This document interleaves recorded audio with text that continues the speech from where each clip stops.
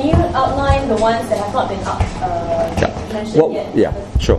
One of the things that we are very concerned with, of course, and that we've been talking about it for many years now, is our education system.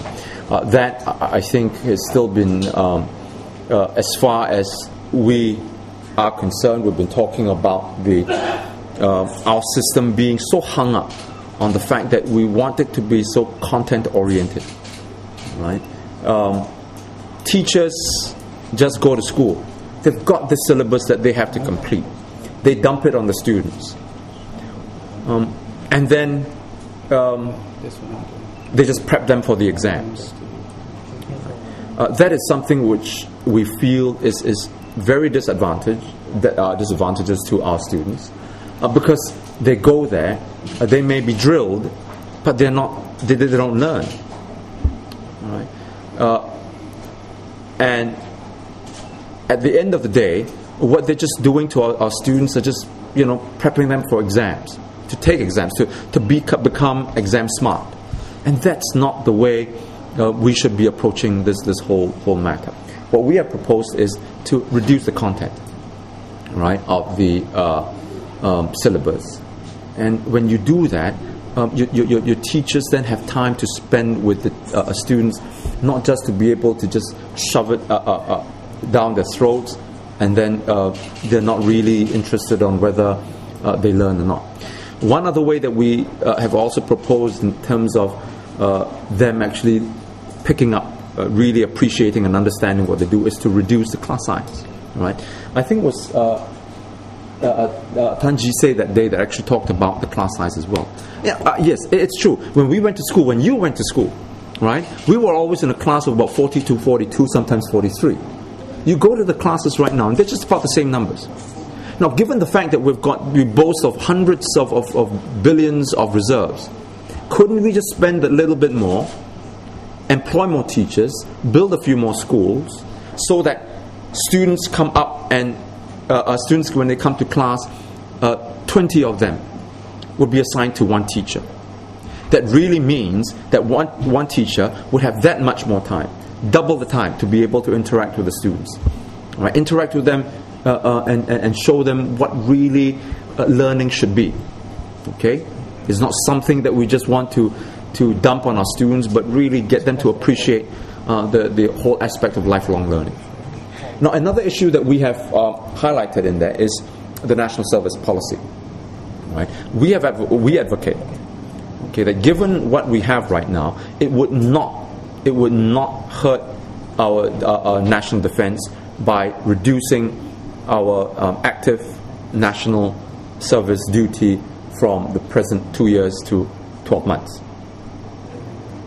If you take a survey across the world, right, you will find that many of the countries that have a similar system whereby there's conscription, they have reduced it to even less than 12 months. What we are advocating right now is to make a gradual reduction of our national service to 12 months. Okay, we have also advocated that our national service men, they are in the front line. Many have been injured and even killed. Right? They should be compensated much higher. We recommend minimum wage for them. And we also call on the government not to continue to exploit them by using them for other needs. We've heard people coming back to tell us, for example, during the World Bank IMF meeting, if I'm not mistaken, they were deployed to the airport to carry luggage. I cannot confirm that. I will tell you up front. But these are things that we've been told. All right. So these are things that we need to ensure that make sure there's accountability and that our enlisted men are not exploited. So how do you see SDP's manifesto being different from other people? I think SDP is quite specific in the area of minimum wage, in the area of education, and I think these are the two key areas that I'm passionate about too. As a father of young children, I'm always amazed each time at the end of each term, I go to meet the teachers. We have this teachers' parents meeting and go through, and you just see teachers saying they are overwhelmed with work. Don't you still send your children to private tuition outside and all that? So, and then when I look at the class size, God, I mean, now I know why there is a problem.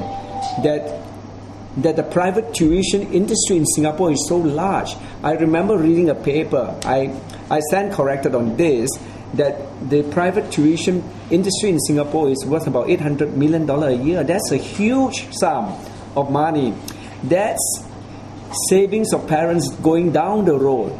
If we were to have smaller classes in school, we don't need parents did not spend this kind of money which they can save for other things. $800 million is a lot of money, and they're spent by parents.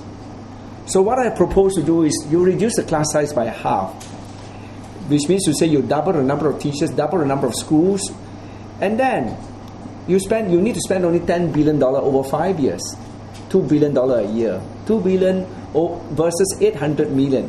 800 million is recurrent, whereas this 2 billion a year, you have schools, is one time, So it's better that we reduce the class size.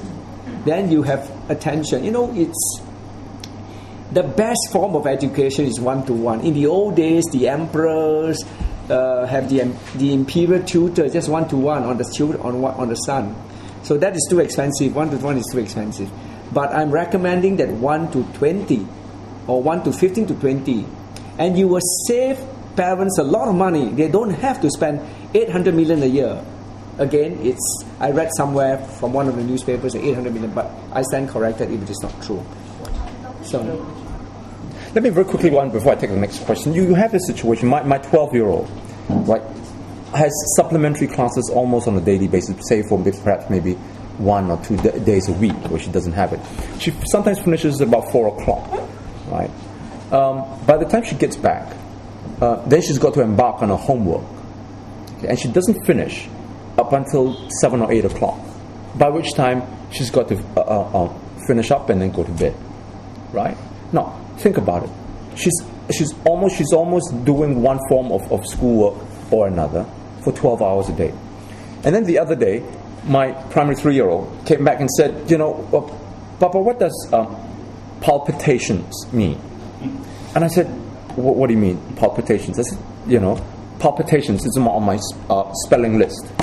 I said, well, look it up. Haven't you got, a dictionary, students' dictionaries? I did. I said, well, and what did it say? Well, it's not in there. And I said, no, it cannot be. So I checked it out. And sure enough, palpitations, the word isn't in there. Now, what you're asking our students to do is to spell words that they don't know the meaning of, right? And it's not included in the student dictionary for the obvious reason that certain words, you just don't put in because they're too high a level. Now, why do we do this? Why do we just dump these things on our students and expect them to know that? I said, did the teacher explain to you what palpitation was? No. That's the problem that we're facing. Yes, next question.